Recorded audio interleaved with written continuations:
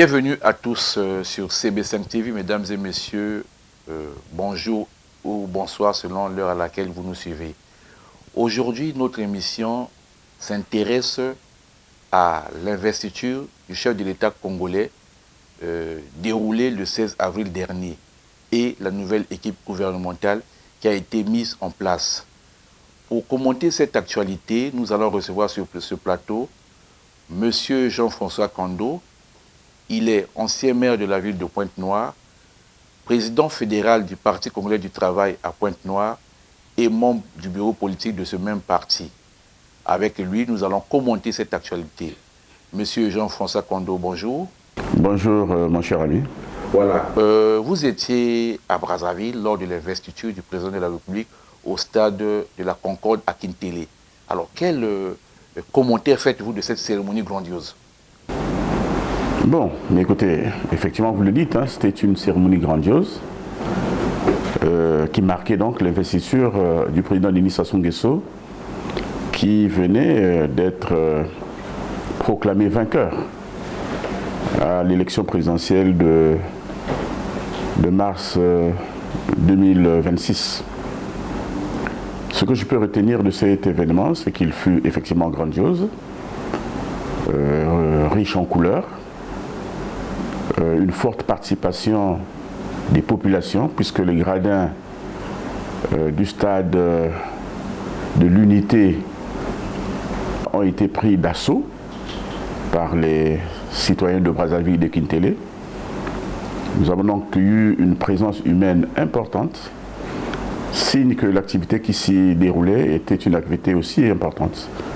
Alors, on a même remarqué lors de cette cérémonie la présence de plusieurs chefs d'État et même de la star du football africain, Samuel Eto'o.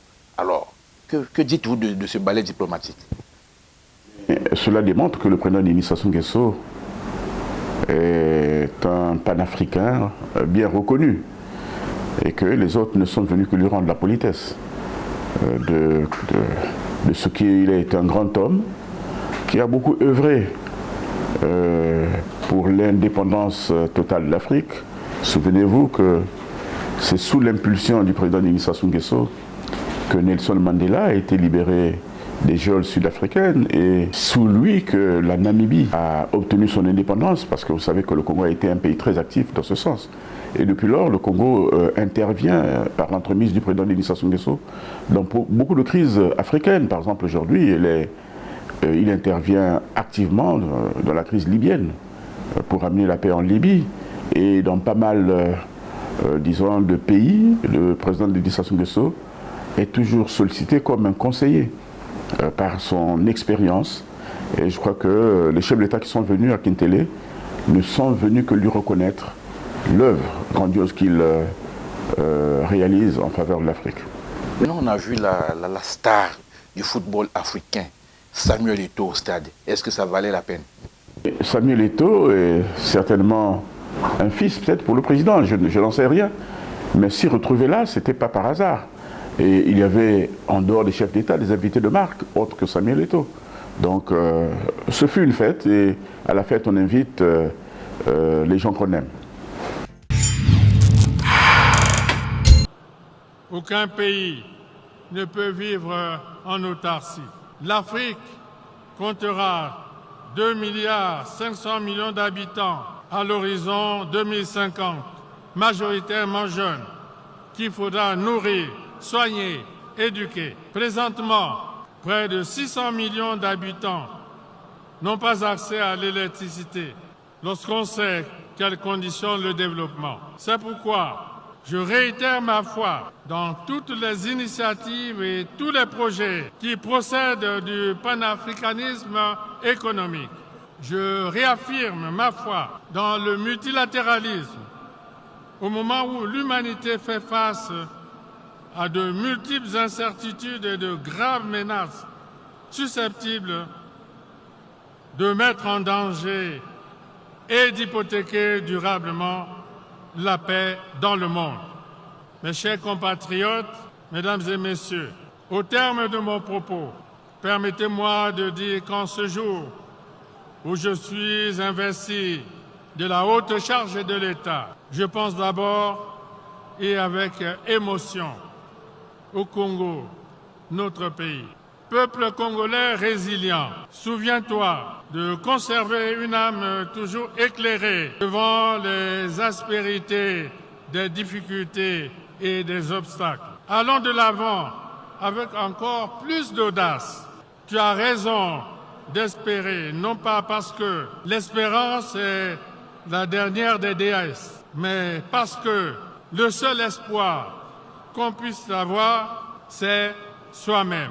Guidé par le triptyque de notre belle devise, unité, travail, progrès, la boussole qui oriente notre action, bien ancrée dans le solide boîtier de la paix, engageons-nous résolument dans la marche accélérée vers le développement pour que vive la République, vive le Congo. Dans son discours prononcé lors de cette investiture, le président laissait entendre qu'un pays ne pouvait pas vivre en autarcie. Que dites-vous au sujet de ces propos du président de la République? C'est même une vérité vérifiable. Tous les pays sont ouverts au monde. Nous sommes dans un monde planétaire où plus personne ne peut se cacher derrière son bout de doigt pour dire qu'il va vivre seul. Et je crois que le président a raison de dire cela et de rappeler simplement cela. Parce qu'aujourd'hui, dans le cas des relations internationales, ce qui arrive aujourd'hui en Ukraine à midi se répercute sur Brazzaville à midi 1 minute. Ça veut dire qu'il y a une interconnexion qui fait qu'aucun pays, effectivement, ne peut vivre en autarcie, vivre seul, sans les relations internationales, sans l'aide des autres pays, sans l'aide, par exemple, de la Banque mondiale, du FMI. En tout cas, c'est un village planétaire qui est désormais en place. Et dans ce village planétaire, il y a des interconnexions. Donc, le président a raison de dire qu'aucun pays ne peut vivre en autarcie, sinon il se meurt de lui-même. Avant de boucler son discours lors de l'investiture, le président de la République a appelé les Congolais à l'espérance. J'insiste bien à l'espérance.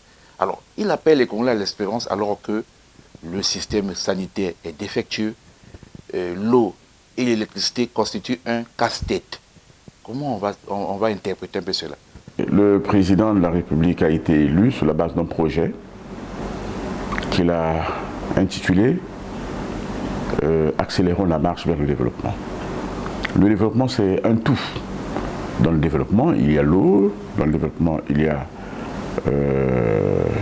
l'électricité, il y a la santé, il y a l'éducation, il y a tous les pans de l'organisation sociale d'un pays.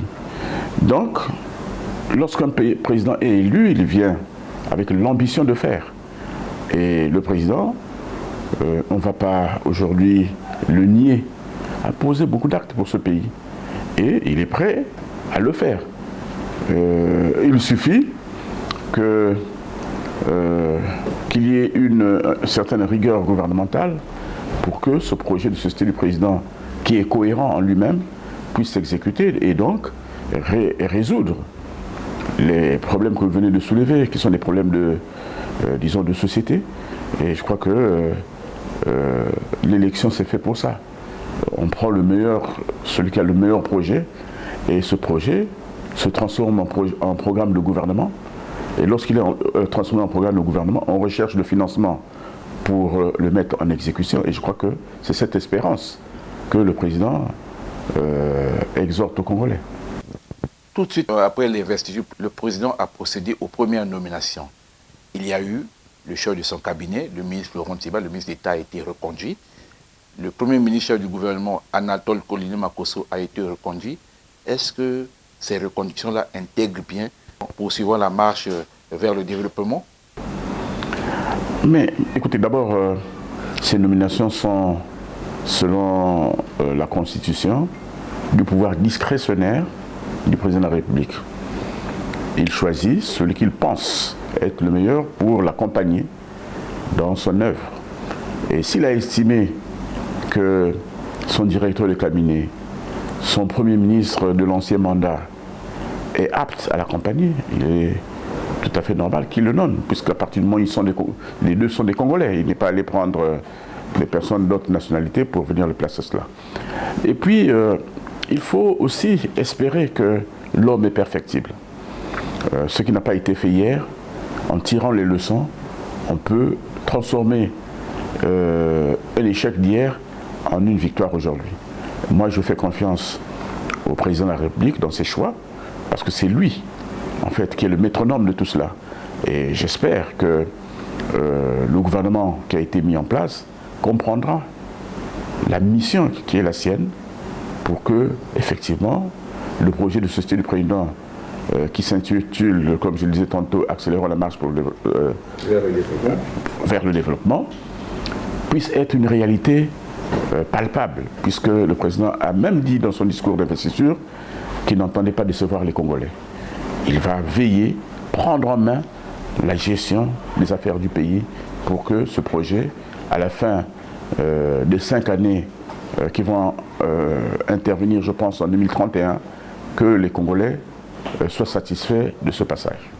Président Kando, la nouvelle équipe gouvernementale de Colonel Makosso compte 41 membres, contrairement à l'ancienne qui avait 37 membres. Ne pensez-vous pas que cette équipe est pléthorique? Non, mais tout dépend des missions qu'on va confier à chacun d'eux. Je crois que le président a voulu créer une certaine fluidité gouvernementale, parce que l'accumulation des portefeuilles autour des individus peut être aussi préjudiciable dans la conduite de l'action. Je crois que le président a voulu un peu éclater certains ministères pour donner un peu plus de visibilité à l'action. Et je crois que une telle quête n'a pas de prix. Lorsque l'on fait la lecture de ce nouveau gouvernement, on constate qu'il y a à peine 6 membres de l'ancienne équipe qui ont quitté le navire et l'entrée de nouveaux membres qui sont au nombre de 11. Alors que les populations congolaises souhaitaient des changements profonds. Ne pensez-vous pas que cette manière de faire, en reconduisant plus les anciens membres du gouvernement, va un peu à l'encontre des attentes des populations? Non, le président a simplement voulu lier expérience à, on va dire, nouvelle sagacité. C'est-à-dire que c'est un dosage, je pense, raisonnable. On ne peut pas non plus construire tout un village en écartant les anciens, parce qu'eux, ils sont dépositaires de l'expérience. Et je crois que le président de la République a fait un dosage, je pense, raisonnable, en introduisant par dose, on va dire, homéopathique, quelques membres du gouvernement, mais c'est déjà un bon signal.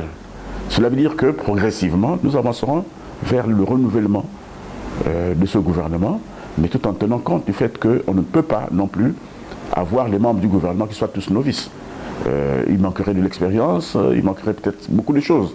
Ceux qui sont là n'ont pas certainement aussi démérité, selon le président de la République. Je vous ai dit que le choix des ministres est du ressort, on va dire, du Premier ministre et du Président. Et donc, certainement que ces deux personnalités ont estimé bon de faire un dosage qui ne soit pas trop, qui n'aille pas trop à l'encontre de la cohésion gouvernementale et de l'action qu'ils avaient déjà commencé à mener, parce que le projet nous dit accélérons.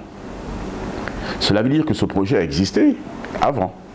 Et ceux qui l'ont porté, et donc le président a estimé que le rythme n'était pas celui-là, certainement que les ministres qui sont restés étaient certainement dans le tempo, et que le président veut que, pour accélérer, qu'il y ait à la fois des nouvelles têtes et des anciennes, pour que cette fusion nous apporte la dynamique nécessaire pour accélérer le développement. Parmi les ministres qui ont intégré le gouvernement, il y a un jeune Kabamboko. Malheureusement, il est ministre délégué. Est-ce qu'on ne pouvait pas lui donner la responsabilité, par exemple, d'occuper tout un ministère comme la jeunesse? On pouvait le scinder. Pourquoi on a fait de lui un ministre délégué alors qu'il pouvait s'occuper de la jeunesse? Mais je vous signale qu'ils sont deux. L'autre aussi est jeune. Le ministre Bamboula est très jeune aussi. Non, mais le plus long voyage commence toujours par le premier pas. Je crois que c'est un premier pas. C'est les jeunes qui ont de l'avenir. On les met aussi à l'œuvre pour qu'ils démontrent de quoi ils sont capables. Je crois c'est des jeunes qui ont déjà démontré dans leurs anciennes fonctions certaines capacités. Et c'est un dosage, je pense, important. On ne peut pas, le président a peut-être pensé ne pas les jeter tout de suite dans le grand bain. Il fallait peut-être aller par paliers. Et cela va aussi enseigner les jeunes, les autres, les amis qui attendent aussi, qui pouvaient aussi être là. Et donc, eux aussi vont acquérir une petite expérience. Et s'ils s'en sortent bien, je pense que les échéances gouvernementales ne sont pas finies. Vous savez que le gouvernement n'a pas de mandat. Hein. Le gouvernement, c'est l'instrument du président, de régulation même de la politique du président. En 2 mois, 3 mois, le président peut changer le gouvernement s'il n'est pas satisfait des résultats de ce gouvernement. Et peut-être, en prenant un à un par rapport à ce qu'il peut apporter, ces jeunes-là peuvent encore monter. Et demain, il y a d'autres échéances. Donc je pense que ce n'est pas une fatalité. Je crois que c'est une très bonne chose de les jeter d'abord dans le petit bain avant de rentrer dans le grand bain, parce que le plus long voyage commence toujours par le premier pas. Dans cette équipe gouvernementale, il y a eu l'entrée d'un Ponténégrin que vous maîtrisez bien. Il s'agit du général Olusegun Ondai, qui a été nommé ministre de l'Intérieur et la décentralisation. Avez-vous un mot pour ce compatriote que vous avez côtoyé? Je lui souhaite mon vent. Et ce que je sais de lui, c'est qu'il est un homme rigoureux, un homme de principe, très fidèle au président de la République. Et le ministère dont il hérite, c'est un ministère régalien. Le ministère de l'Intérieur a sous lui la police, la gendarmerie, que sais-je encore, les sapeurs-pompiers, je pense. Donc c'est un ministère qui est très très important, d'abord sur le plan sécuritaire. Vous savez, aujourd'hui, nous avons un problème dans nos grandes villes. Le grand banditisme urbain qui s'installe. Mais il faut que les services habilités, notamment les services de police, les services de gendarmerie et autres, puissent reprendre en main ce pan de la sécurité de notre pays. Et cela doit être mené par un homme d'expérience qui s'y connaît en matière de sécurité.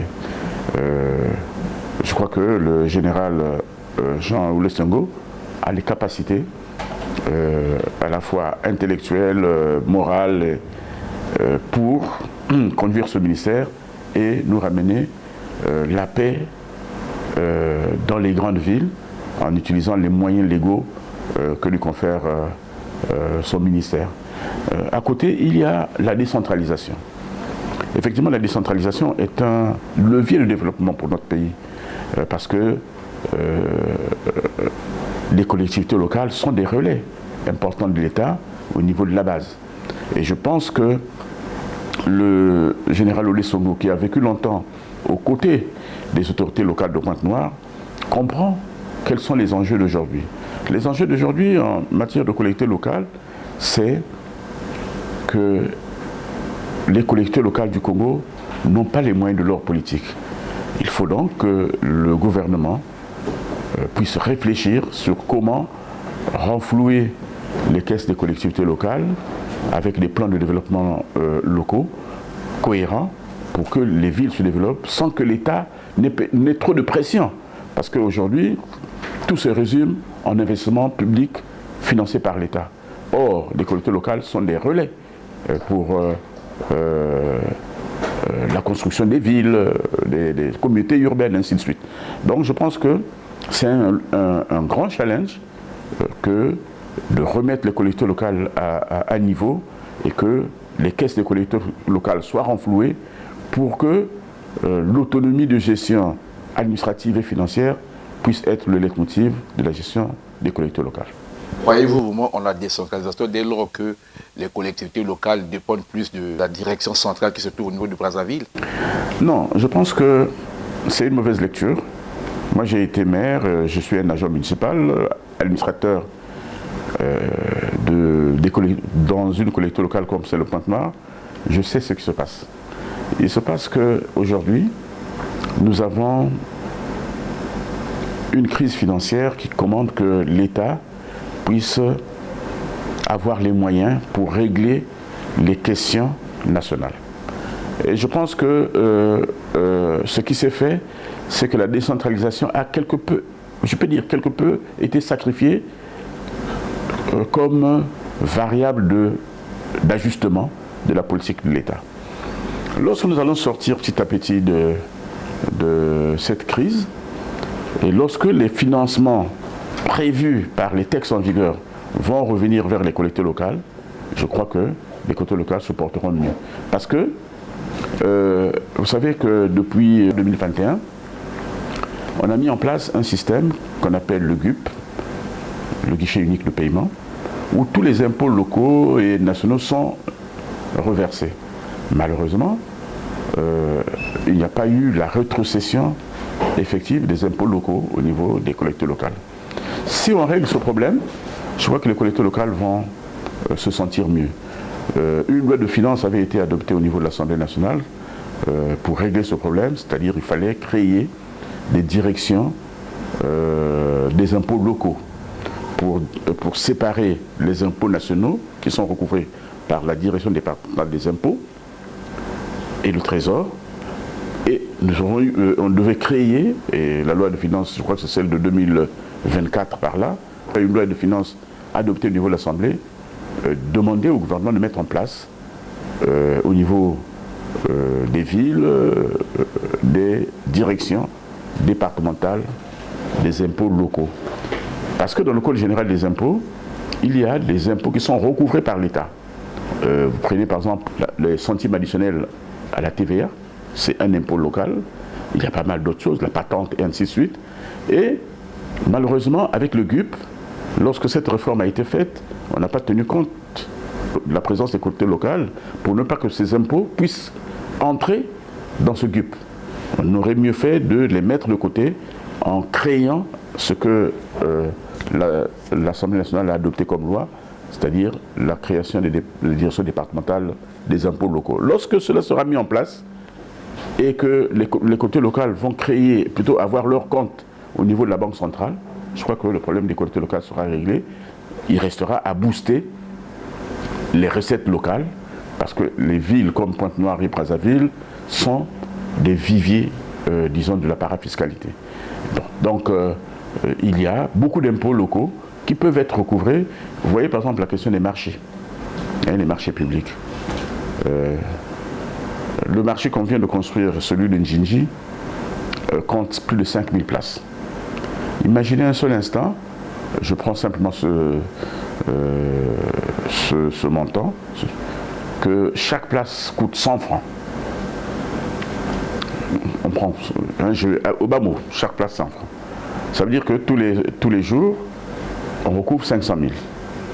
À la fin du mois, donc on a 26 jours, parce qu'il y a 2 jours ou 4 jours de nettoyage du marché, si on continue à le faire ainsi. Donc pendant 26 jours, on aura recouvré, je vais dire 500 000. Je suis au bas mot, hein. Alors, si on multiplie ce genre de revenus, ça peut donner une bonne marge de manœuvre aux collectivités locales. Le marché, simplement, peut permettre à une ville de lever des fonds. Il suffit de séquestrer les comptes, les recouvrements de ces marchés dans une banque, et la banque vous donne 500 millions qu'ils peuvent recouvrir en temps donné, et ils ont au moins l'assurance que tous les jours, les recettes du marché viennent couvrir ce crédit. Donc, c'est des opportunités, c'est des niches que les collectivités locales peuvent explorer et exploiter. Je pense que les collectivités locales ont beaucoup de travail, et si on clarifie toute cette situation, on n'aura pas de problème pour refaire les routes, pour sauvegarder les lits de rivière, pour faire quoi que ce soit. Parce que ce qui manque, ce n'est pas simplement la volonté, mais aussi et surtout les moyens financiers qui doivent accompagner l'action. Justement, parlons de ces marchés. Vous étiez maire de la ville de Pointe-Noire pendant longtemps. Dites-nous un peu, est-ce que lorsqu'on parle de la vente des tables au niveau des marchés construits par l'État, ces marchés-là, quand les gens payent des places, ils les payent définitivement ou bien ils sont locataires? Non, ils sont locataires. C'est un bien public. Ils sont locataires. Mais il y a ce qu'on appelle un pied de porte. C'est-à-dire que ce grand marché-là, par exemple, on pourra dire aux gens, bon, pour occuper cette place, vous devez donner 75 000 par exemple, par place. Mais il ne s'agit pas de l'achat. Il s'agit d'un pas de porte, comme ça se fait partout. Vous donnez quelque chose, parce que cet investissement doit être aussi amorti. Et régulièrement, vous payez l'occupation de cette place. Mais ce pas de porte vous donne déjà la possibilité demain de négocier le départ de votre place en trouvant par exemple le moyen de remplacer quelqu'un. Vous voyez, mais ça n'a jamais été que ces places appartiennent à celui qui a donné ce pas de porte. Non, ce n'est pas une vente. C'est cette table que vous occupez qui peut être, pour que vous puissiez la consolider, vous donnez quelque chose et on vous donne la place et vous rentrez dans les règles municipales, celle de payer tous les jours votre, on va dire, votre redevance. Ancien président du conseil municipal et départemental de la ville de Pointe-Noire, c'est sûr que vous aurez des éléments à nous donner par rapport à cette préoccupation qui consiste la fonction publique territoriale. Ça a été annoncé jusqu'à aujourd'hui, rien n'a été fait. Ça va être l'un des challenges du ministre de la décentralisation. Tous les textes ont été pris. De façon embryonnaire, certaines choses ont été faites. Maintenant, il faut aller au bout de ce qui a été prévu par la loi. La direction générale qui s'occupe donc de la fonction publique territoriale est une direction au niveau du ministère de l'administration du territoire, donc de la décentralisation. Donc parmi les chantiers que le ministre entrant, Jean Olesongo, parmi les chantiers qu'il va trouver sur place, je crois que c'est la fonction publique territoriale qu'il faut mettre à tout prix en place pour rendre la fonction publique. Que dites-vous aux nouveaux membres qui viennent d'intégrer à peine le navire gouvernemental? Bon, mais moi je ne suis pas un donneur de leçons. Je crois que c'est des personnes responsables qui connaissent pourquoi ils sont désormais ministres. Le ministre est un serviteur de l'État. J'ai vu, et je vois parfois dans d'autres pays, quand vous nommez ministre, vous faites la fête. Je crois que ce n'est même pas le moment de faire la fête, il faut faire de l'introspection, parce que la responsabilité est lourde. Loin d'être simplement un pédestal, disons un ascenseur social, mais c'est une responsabilité devant le peuple, parce que vous êtes là, serviteur du peuple. Et ce que je peux demander, surtout aux jeunes qui viennent d'intégrer pour la première fois la fonction gouvernementale, c'est d'avoir la tête froide et travailler pour apporter des résultats, pour que demain la jeunesse ne soit pas sacrifiée. Pour ne pas qu'on dise, mais cette jeunesse qui parlait plus qu'il n'agit n'était qu'une jeunesse bavarde. Il faut que cette jeunesse prouve. Maintenant, pour ceux qui sont anciens membres du gouvernement, il faut donc qu'ils soient plus perfectibles, qu'ils améliorent leur performance, parce que le président de la République leur a refait à nouveau confiance, parce qu'ils pensent qu'ils ont du potentiel et qu'ils peuvent transformer ce qui a été quelque peu pas bien fait hier en quelque chose de parfait aujourd'hui. Donc je souhaite à tout ce monde-là bon vent et nous attendons le résultat. Président, nous sommes pratiquement arrivés à la fin de notre entretien. Est-ce que vous avez une préoccupation que vous souhaiteriez éclairer qui n'a pas été abordée au cours de notre émission? Ah non, nous avons parlé, je crois, de toutes les questions qui étaient annoncées dans votre mot introductif.